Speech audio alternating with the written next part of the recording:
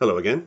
Moving on with Lakota Stories, this one illustrating the virtue of truth, that which is real, the way of the world. It's another Iktomi, the story of the Trickster's song.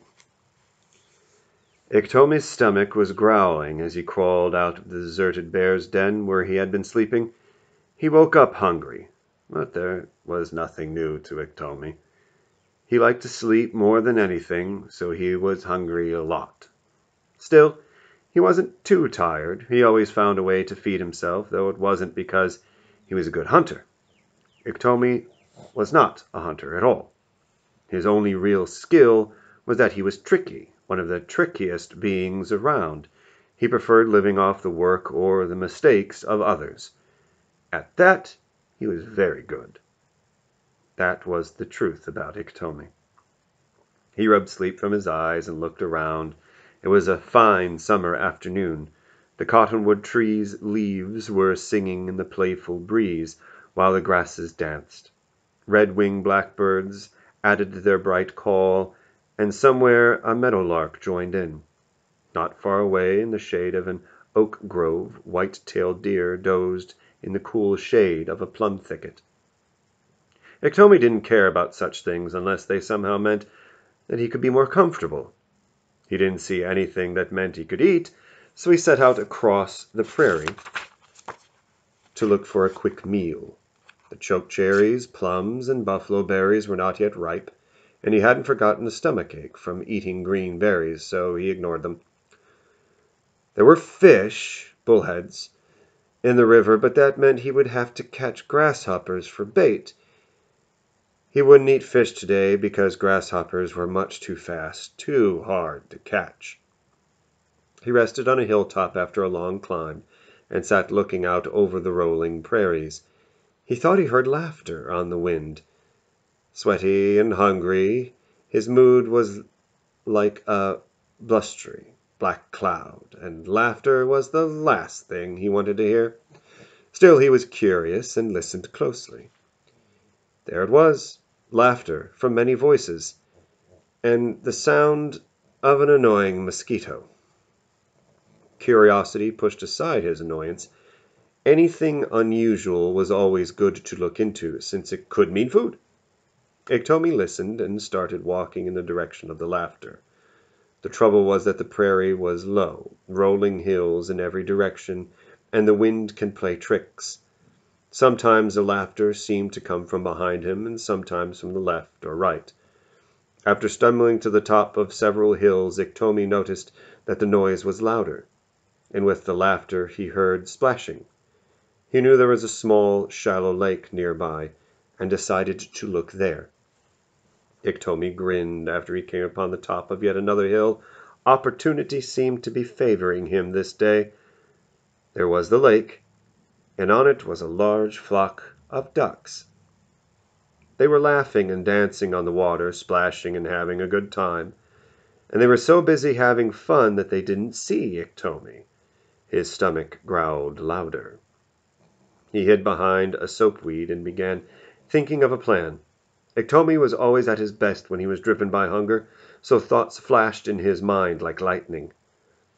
With a self-satisfied smile, he sneaked down to the creek bottom and quickly gathered a large bundle of sticks. Tying them together snugly, he hoisted the bundle onto his back and set out for the lake and the ducks. From the top of a hill he walked purposefully down, the bundle of wood on his back, and he bent beneath it as if it were a heavy load. He kept his eyes straight ahead and never once looked in the direction of the singing and dancing ducks. As he knew would happen, one of the ducks spotted Iktomi and shouted a warning. "Look out, it's Iktomi!" He was well known to the ducks, for he would eat anything. Some of the ducks took to wing, and a hush fell over the lake. Strangely, Iktomi took no notice of the anxious flock. He continued on, bent under his load of wood, seemingly in a hurry. The ducks who had fled returned to the lake. They all watched the strange sight of Iktomi bent under a bundle of wood, marching purposefully onward and ignoring them. No one, no matter who, likes to be ignored. And Iktomi was ignoring the ducks, not for a moment acknowledging that they were in the same world. He kept walking. His stomach kept growling. Soon he was past them and walking away from the lake. It was more than they could stand. "Iktomi!" one of them called out. Iktomi kept walking. "Iktomi!" they called out with one voice. Iktomi paused, his eyes blinking vaguely as he glanced about. He slowly turned toward the lake and saw the ducks. Surprise registered on his face. "How," he said, "my friends, are you well? What are you doing?" "We are dancing, celebrating," they told him. "It's such a good day." "I'm happy for you," Iktomi called back. Then looking off, he turned to leave. The ducks didn't know what to do nor how to act. Iktomi was not acting like Iktomi. It was too much for them. They had to know why. "Wait," they called. "What are you doing? Why are you carrying all that wood?" Iktomi wiped his brow and seemed anxious to go. Oops, too much. "Oh, this is not wood, you see," he told them. "These are songs. For sure they are sacred songs I'm taking to the celebration over there by the river." He shifted his load and started walking. "They're waiting for me. I have to get there before sunset." The ducks raised a commotion, all of them shouting, "Wait, wait, don't go yet. Sing us one of the songs so we can dance." Iktomi hesitated, thinking deeply for a moment. "No, I can't," he replied. "I have a long way to go, and they're waiting. Besides, these are sacred songs, and I don't think I should sing one to you people. I don't know you." "Don't go," they shouted. "We want to hear one of these songs." Iktomi sighed and stopped, waving his hands impatiently. "Oh, I do need a rest," he said, sitting down in the grass as his stomach rumbled again. "I've been walking since sunrise. After I catch my breath, perhaps I can sing you one song. Oh, but I don't know. These are sacred songs. I don't know if you should hear them." The ducks raised a clamor. "No, no, we want to hear a song. Just one." They all swam to the shore, waddled onto the grass, and surrounded Iktomi, their little beady eyes pleading with him. It was very hard for Iktomi not to reach out and snatch one because they were all fat, and he knew the meat would be tender and juicy, roasted over a fire. His stomach growled, and he laughed to cover the noise as he sighed and wiped his brow. "Yes, yes," he muttered, "I'll sing you one song. Then I must be on my way." Quacking joyously, the ducks clambered back into the water, laughing in anticipation. It wasn't often they could dance to a sacred song. Iktomi nearly drooled as he watched them, but he knew how to play out the ruse, or he would go hungry again. After a moment he carefully untied his bundle and laid out the sticks and studied each one. He would pick up a stick, mumble and hum, shake his head, then put it down and pick up another. The ducks, of course, were curious. "What are you doing?" they asked.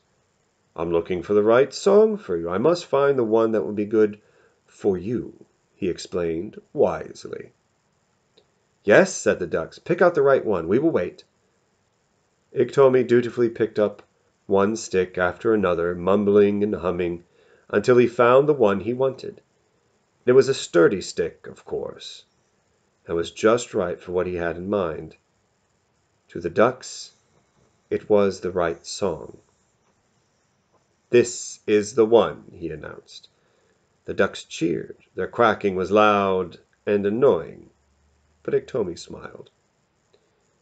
"Now," he said, "since this is a sacred song, there is something you must do when I start singing." "Tell us," the ducks yelled. "Tell us what to do." "When I begin to sing, you must close your eyes tightly. This is a sacred song, and it has powers. I don't know what will happen if you open your eyes. I will close my eyes too, because I know how powerful these songs are. They are so powerful that I was told never to sing them with my eyes open. The others who hear them must also close their eyes. Do you understand?" "Yes, yes, we understand," they clamored. Iktomi found a soft, grassy spot and sat holding the stick. He cleared his throat. "I must warn you," he said. "If you open your eyes while I am singing, your eyes will turn red and stay that way. So no matter what happens, no matter what you hear, keep your eyes closed. This is a sacred song, and who knows what powers will come when I sing." "We will keep our eyes closed," they promised. Iktomi cleared his throat, closed his eyes, and bowed his head for a long moment. Then he began to sing. His voice rose and fell rhythmically, for if nothing else, Iktomi was a good singer. Perhaps that went along with being tricky. The ducks were impressed with Iktomi's fine singing voice. They closed their eyes and swam out and began to dance. Iktomi poured his heart into the song because of his stomach, of course. It was empty and growling. The ducks splashed and swayed to the song, their eyes tightly shut. Iktomi opened one eye slightly. The water was white with the splashing the ducks made. His mouth watered at the sight of so much food, but he kept singing louder and louder. When he was certain the ducks were totally engrossed in the dance, Iktomi rose to his feet and walked along the shore, first one way and then the other. He began to dance too, so that if one of the ducks happened to open his eyes, he would see that Iktomi was dancing with them, but no one did. After several passes back and forth along the shore, so that his voice came from several directions, Iktomi waded carefully into the water. Slowly, slowly, he worked his way toward the ducks as they continued to dance and splash. Then Iktomi hefted his stick. Testing its balance, he took a few practice swings, singing all the time, of course. Finally, he was among the ducks as their fat, succulent bodies bobbed on the water in time to Iktomi's song. He danced, making loud, splashing noises himself. The ducks kept on dancing, unaware of the slobbering, hungry grin on Iktomi's face. With a swift, skilled swing, Iktomi bashed one of the ducks. But there was so much splashing the others took no notice. Encouraged, he swung again. A little while later he swung the club again and again. Soon 7 ducks were floating dead in the water while the others continued splashing and dancing. Iktomi could already imagine the ducks roasting over a fire, and his hunger rose like a hot wind. Throwing caution aside, Iktomi flailed away, still singing. Several more ducks fell victim to his club until there was not as much splashing. A duck opened his eyes and saw Iktomi among them and several of his fellows floating lifeless in the water. "Look out!" the duck cried. "Fly away, or Iktomi will kill us all." Other ducks opened their eyes to see the carnage, and in the whir of wings they fled from the hungry Iktomi. But for many of them it was too late. Iktomi's song turned into a gleeful laugh as he began to gather his booty. The remaining ducks were long over the horizon, out of his reach. But to a duck their eyes had turned red, because they opened their eyes during Iktomi's song. To this day the descendants have red eyes also. They can be seen now and then flying above or floating on a pond, cautiously throwing red-eyed glances right and left, always on the lookout for Iktomi. Iktomi feasted until he could eat no more, roasting ducks over the flames from the bundle of wood that he had gathered as his sacred songs. Then he found a place to sleep. So if Iktomi comes and says he has songs for you, don't close your eyes when he sings. The trouble is, who knows what form Iktomi might take when he comes to you. So this be about truth. Thank you.